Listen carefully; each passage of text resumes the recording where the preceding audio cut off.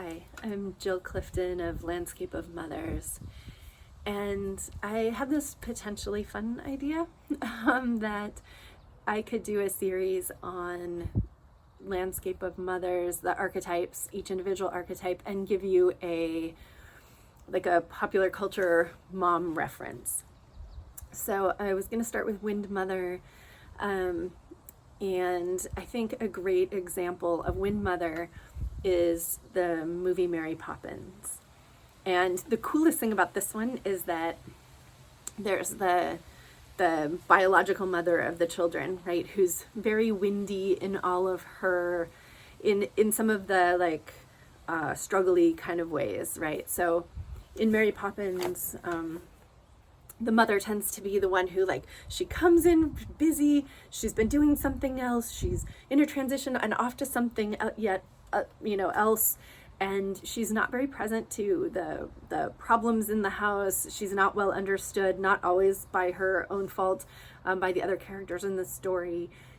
She just sort of breezes in and breezes out, right? So she's, the struggles of the Wind Mother can be around not feeling or not being grounded, not being present to the situation, not really truly seeing the depths of what's going on, not being attentive to other people's, the placement of other people, like how they're doing, and so very centered on her own whirlwind. So she's kind of fun because she represents some of the struggles of Wind Mother. And then Mary Poppins has some Wind Mother aspects too. Not only does she arrive on the wind, but she's really, while she has more boundaries, which is more of a desert mother thing, Mary Poppins also really contributes to the children's sense of adventure, their interest in things.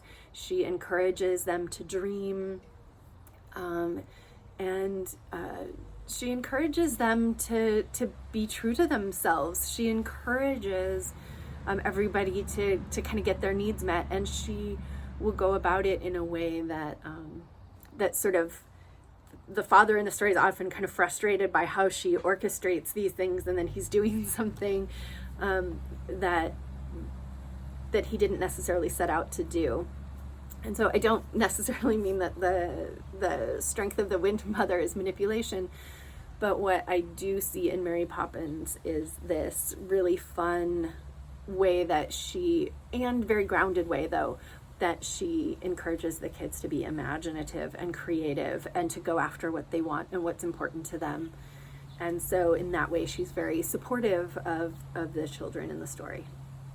So that was just sort of a fun exploration of Wind Mother in relation to the story of Mary Poppins, and in whatever way that gives you some sense of who Wind Mother is and how she might be working in your life, or ways that you are like one of these characters or not like one of the characters, is just a fun way to kind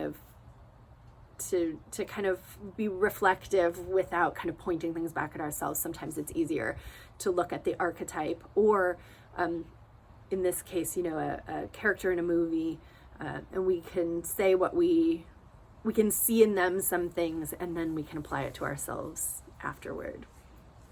So I hope that feels like some kind of entertainment for the day, and a little bit more of a lighthearted look at Landscape of Mothers.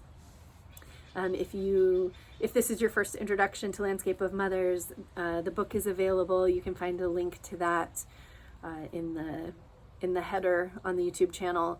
Also social media stuff, and there's other information too at landscapeofmothers.com.